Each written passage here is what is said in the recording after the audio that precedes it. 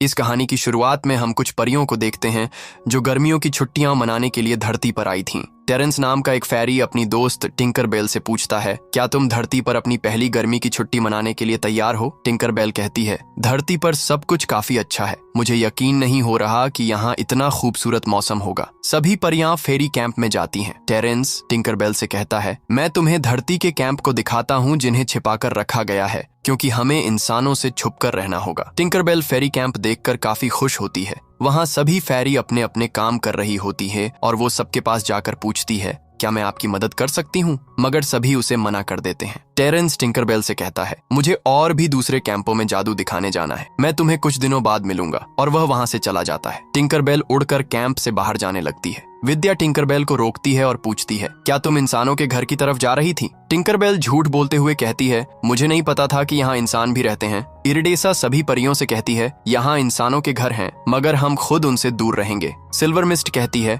आज तूफान आ सकता है। तो फोन कहती है, आज का दिन काफी अच्छा और साफ है। तुम्हें ऐसा लगता है कि तूफान आएगा? फोन एक तितली को पेंट कर रही थी जो उसके पास से उड़ जाती है और उसके पंखों पर रंग बिखर जाता है। फेरी कैंप का कीपर एक हॉर्न बजाता है। उसे सुनकर सभी परियां फूलों और पत्तियों में छिप जाती हैं, क्योंकि हॉर्न का मतलब होता है कि कोई इंसान आ रहा है। टिंकरबेल पेड़ के ऊपर चढ़ जाती है ताकि वह इंसानों को देख सके। वहां से लिजी नाम की एक लड़की अपने डैड के साथ कार में आ रही थी। टिंकरबेल उन्हें देखकर उनके पीछे उड़ने लगती है। लिजी अपने डैड ग्रिफिथ के साथ गर्मी की छुट्टियां मनाने अपने घर आई थी। वह अपने घर लौटकर बहुत खुश होती है और अपने पापा से कहती है, काश ये समर पूरे साल चलता। टिंकरबेल को कार बहुत पसंद आती है और वह उसके नीचे जाकर उसे देखती है। विद्या भी वहां पहुंचती है और पूछती है, तुम यहाँ क्या कर रही हो? टिंकरबेल कहती है, ये एक गाड़ी है जो अपने आप चलती है। ये कोई घोड़ा गाड़ी नहीं है। और वह विद्या को कार के बारे में बताने लगती है। विद्या कहती है, तुम्हें इंसानों के घर के इतने पास नहीं आना चाहिए।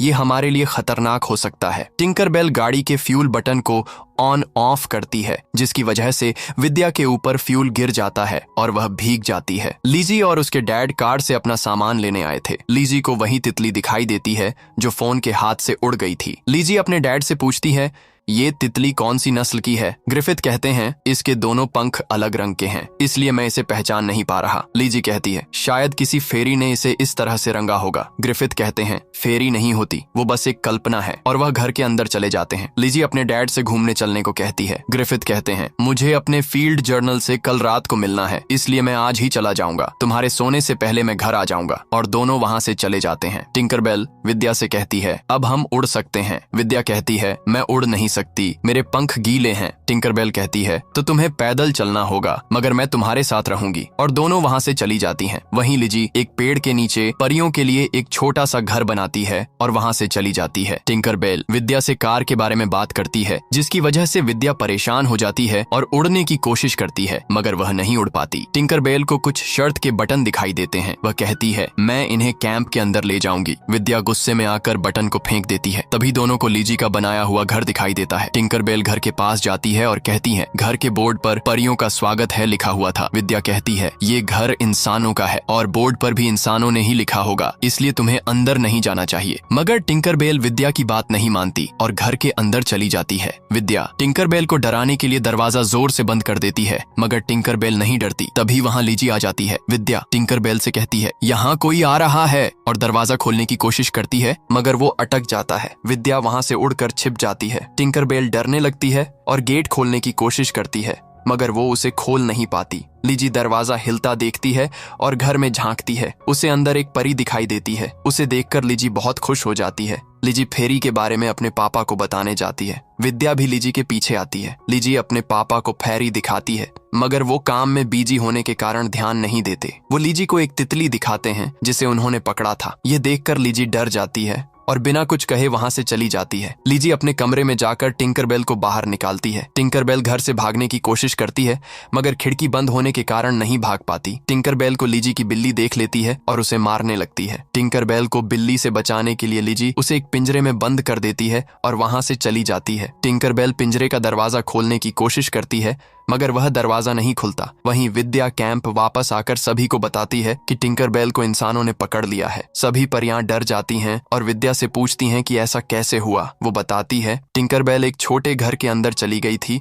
और गेट लॉक हो गया। जिसकी वजह से वो बाहर नहीं आ पाई। इंसान आकर टिंकरबेल को वहां से ले गया, लेकिन मुझे पता है कि वो कहाँ है। हमें उसे बचाना चाहिए। रोसेटा सभी से कहती है हमें अभी टिंकरबेल को बचाने चलना होगा, और सभी उसे बचाने निकल पड़ते हैं, मगर तेज बारिश की वजह से वे उड़ नहीं पा रहे थे। इरिडेसा सिल्वर मिस्ट से पूछती है बारिश कितनी देर में रुकेगी? सिल्वर मिस्ट कहती है बारिश अभी काफी देर तक जारी रहेगी। फोन कहती है हम बारिश में उड़ नहीं सकते और मैदान पहले ही पानी से भर चुके हैं, हमें कोई और रास्ता ढूंढना होगा। क्लांक कहता है अगर हम बड़े पत्तों के साथ 2 लकड़ियां सिल दें तो एक नाव बना सकते हैं, जिसकी मदद से हम इंसानों के घर तक पहुंच जाएंगे। सभी मिलकर नाव बनाने का सामान लाते हैं और एक नाव तैयार करते हैं। अगले दिन टिंकरबेल दरवाजा खोलने की कोशिश करती है, तभी लिजी उसके पास आती है। टिंकरबेल लिजी को देखकर डर रही थी, तो लिजी की तारीफ करते हुए कहती है तुम्हें शायद भूख लगी होगी, और वह उसे खाने का एक टुकड़ा डालती है, मगर टिंकरबेल खाना नहीं खाती। लिजी टिंकरबेल को पिंजरे से बाहर निकालती है। टिंकरबेल पिंजरे से निकलते ही उड़कर भागने लगती है,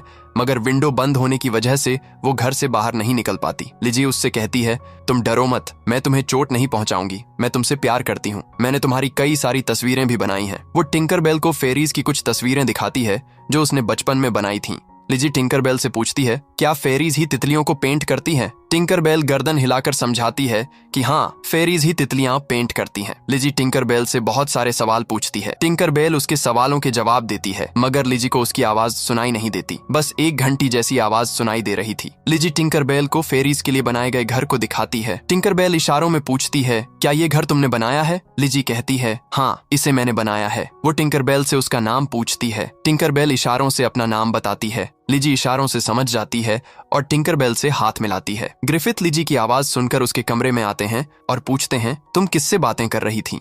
लिजी कहती है मैं अपनी ड्राइंग से बात कर रही थी। ग्रिफिथ लिजी से कहते हैं मेरे पास कुछ पुरानी डायरियां हैं, मुझे लगता है कि तुम्हें उन्हें पढ़कर खुशी मिलेगी। लिजी पूछती है क्या आपके पास कोई फेरी की डायरी है? ग्रिफिथ कहते हैं ये डायरियां रिसर्च और तथ्यों पर लिखी गई हैं। फेरीज की डायरी लिखने से कोई मतलब नहीं, क्योंकि उनका कोई वजूद नहीं, वे सिर्फ कल्पना है। ग्रिफिथ लिजी को एक डायरी देकर कहते हैं तुम इसमें फील्ड के बारे में रिसर्च करके लिखना, और वहां से चले जाते हैं। टिंकरबेल लिजी से कहती है मुझे तुम्हारा कलेक्शन बहुत अच्छा लगा, लेकिन अब मुझे जाना चाहिए। लिजी उदास हो जाती है और विंडो खोल देती है, मगर बारिश के कारण टिंकरबेल नहीं जाती। लिजी कहती है जब तक बारिश बंद नहीं होती तुम मेरे साथ रुको, मैं तुम्हें अपना कमरा दिखाती हूँ। वही फेरीज नाव बनाकर टिंकरबेल को बचाने आते हैं। तभी रास्ते में उन्हें एक गाड़ी दिखाई देती है। विद्या कहती है मैंने इस गाड़ी को पहले भी देखा था, इसका मतलब हम सही रास्ते पर हैं। दूसरी तरफ टिंकरबेल लिजी द्वारा बनाए फेरी हाउस के अंदर घूमती है और हर एक चीज को देखती है। लिजी कहती है मैंने हर चीज फेरी के साइज की बनाई है। लिजी टिंकरबेल से कहती है मैं तुम्हारे असली जीवन के बारे में सब कुछ जानना चाहती हूँ, तुम कैसे जन्म लेती हो? टिंकरबेल बताती है जब पहली बार कोई बच्चा हंसता है तब एक फेरी का जन्म होता है, और वह अपने बारे में बहुत कुछ बताती है। लिजी उसकी सारी बातें अपने डैड की दी हुई डायरी में लिख लेती है। वहीं विद्या सभी से कहती है हम सही रास्ते पर जा रहे हैं, जो सीधा इंसानों के घर की तरफ जाता है। फोन देखती है कि नाव एक बड़े झरने की तरफ जा रही है और वो सभी को इसके बारे में बताती है। सभी परियां डर जाती हैं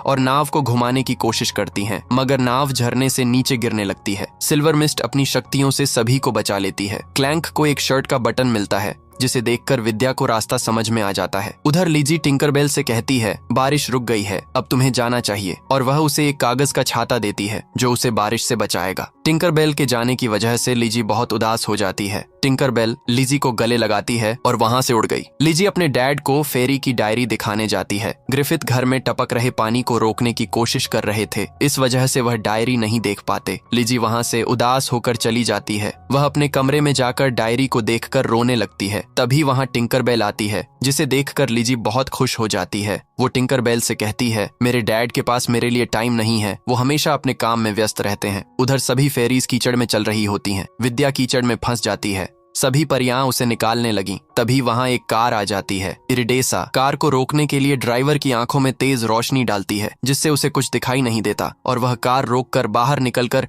इधर उधर देखने लगता है। फॉन ड्राइवर की शू लेस पकड़ लेती है और सभी से कहती है लेस को टाइट पकड़ो। ड्राइवर जैसे ही वहां से चलने लगता है, लेस की वजह से सभी फेरीज कीचड़ से बाहर निकल जाती हैं। वहीं लिजी टिंकरबेल के साथ चाय पीती है और सो जाती है। टिंकरबेल छत से टपक रहे पानी को रोकने के लिए छत के सभी लीकेज को एक नली से जोड़ देती देती है, जिसकी वजह से पानी नली से होता हुआ बाहर निकल जाता है। टिंकरबेल को एक तितली बोतल में बंद दिखाई देती है, जिसे वह बाहर निकाल देती है और वो लिजी को आकर जगा देती है। ग्रिफिथ लिजी के पास आते हैं, जिसकी वजह से टिंकरबेल छिप जाती है। ग्रिफिथ लिजी से कहते हैं कि बाहर बारिश हो रही है लेकिन घर में पानी नहीं टपक रहा, ये कैसे हो सकता है। लिजी समझ जाती है कि ये सब टिंकरबेल ने किया होगा ताकि उसके पापा लिजी के साथ समय बिता सकें, मगर लिजी अपने पापा को कमरे से बाहर भेज देती है। टिंकरबेल कहती है, तुम्हें अपने पापा को अपनी डायरी अभी बतानी थी। लिजी टिंकरबेल की बात मानकर अपने पापा के पास जाती है। ग्रिफिथ लिजी से गुस्से में कहते हैं, मैंने बोतल में एक तितली को कैद कर रखा था, वो कहाँ गई? मुझे उसे म्यूजियम ले जाना था।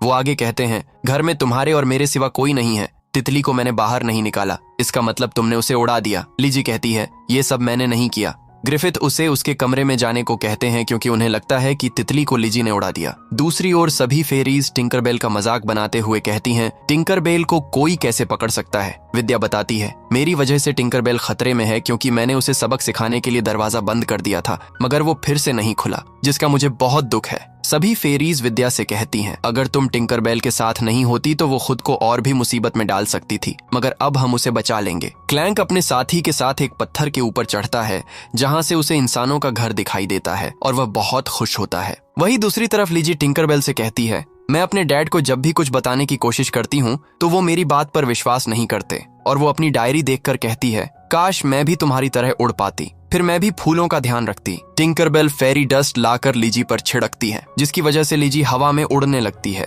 लिजी को उड़कर बहुत मजा आता है और वह उड़ना सीख जाती है। सभी फेरीज घर के अंदर आती हैं। विद्या कहती है, एक छोटी लड़की ने टिंकरबेल को पिंजरे में डाल दिया था और घर में एक बड़ा इंसान है जो तितलियों को पसंद नहीं करता, वो उन्हें पकड़ कर रखता है। लेकिन सबसे बड़ी समस्या हमारे लिए एक बिल्ली है जो इस घर में रहती है। सभी कैट का नाम सुनकर डर जाते हैं। कैट कमरे में आकर सभी फेरीज को देख लेती है और उन्हें मारने के लिए उनके पीछे दौड़ती है। कैट क्लैंक को पकड़ने वाली थी, मगर वह उछलकर कुछ प्लेट्स पर गिरता है, जिसकी वजह से प्लेट्स में फेरी डस्ट गिर जाती है और सभी प्लेट्स हवा में उड़ने लगती हैं। ये देख सभी फेरीज प्लेट्स पर बैठ जाती हैं और उड़ती हुई वहां से जाने लगती हैं। कैट भी एक प्लेट पर चढ़ जाती है और सभी फेरीज पर हमला कर देती है। इस शोर को ग्रिफिथ सुन लेते हैं और लिजी के कमरे में आकर उससे कहते हैं, कमरे को देखकर ऐसा लग रहा है जैसे यहाँ कोई तूफान आया हो, और तुमने छत पर अपने पैरों के निशान कैसे बना दिए? मुझे सच बताओ। लिजी कहती है, आप मेरी बात पर विश्वास नहीं करेंगे, पर मैं हवा में उड़ रही थी एक फेरी की मदद से। ग्रिफिथ गुस्से में कहते हैं, फेरी एक कल्पना है जिसके बारे में तुम बहुत बकवास कर चुकी हो। लिजी कहती है, ये सब सच है, और अपनी डायरी उन्हें दिखाती है। डायरी देखकर ग्रिफिथ कहते हैं, मैंने तुम्हें ये डायरी इसलिए दी थी ताकि तुम इसमें जमीन से जुड़ी बातें लिखो, मगर तुमने इसे फेरी की मूर्खतापूर्ण कहानियों से भर दिया। वह लिजी के कमरे में लगी सभी फेरीज की तस्वीरें फाड़ने लगते हैं। टिंकरबेल ये देखकर गुस्से में आ जाती है और ग्रिफिथ को डराने लगती है। ग्रिफिथ टिंकरबेल को देखकर डर जाते हैं। लिजी कहती है, फेरी असलियत में होती है और वो आपको नुकसान नहीं पहुंचाएंगी। ग्रिफिथ टिंकरबेल को एक बोतल में बंद करने वाले होते हैं, तभी वहां विद्या आ जाती है और टिंकरबेल को बचाने के चक्कर में खुद बोतल में बंद हो जाती है। ये देखकर लिजी अपने पापा से उसे छोड़ने को कहती है। ग्रिफिथ कहते हैं, मैं इसे म्यूजियम ले जाऊंगा, और वहां से चले जाते हैं। लिजी टिंकरबेल से कहती है, पापा फेरी को शहर ले जा रहे हैं, हमें उन्हें रोकना होगा। बाकी फेरीज कैट के ऊपर बैठकर आती हैं, जिन्हें देखकर टिंकरबेल कहती है, हमें विद्या को बचाना होगा। इरिडेसा कहती है, बारिश अभी भी हो रही है जिसकी वजह से हम उड़ नहीं सकते। टिंकरबेल कहती है, लीजी हमें शहर तक ले जाएगी। सभी फेरीज लीजी को तैयार करके उसके ऊपर फेरी डस्ट डाल देती हैं, जिससे लीजी फिर से उड़ने लगती है और सभी को शहर की तरफ ले जाती है। टिंकरबेल को ग्रिफिथ दिख जाते हैं और वह जल्दी से उड़कर उनकी कार का पीछा करके उसे खराब करने की कोशिश करती है और कामयाब भी हो जाती है, लेकिन दुर्भाग्यवश कार म्यूजियम के सामने पहुंच चुकी होती है। लीजी अपने पापा को अंदर जाने से रोकती है। ग्रिफिथ लीजी को उड़ते देख बहुत खुश होते हैं और उसे गले लगाकर विद्या को बोतल से बाहर निकाल देते हैं।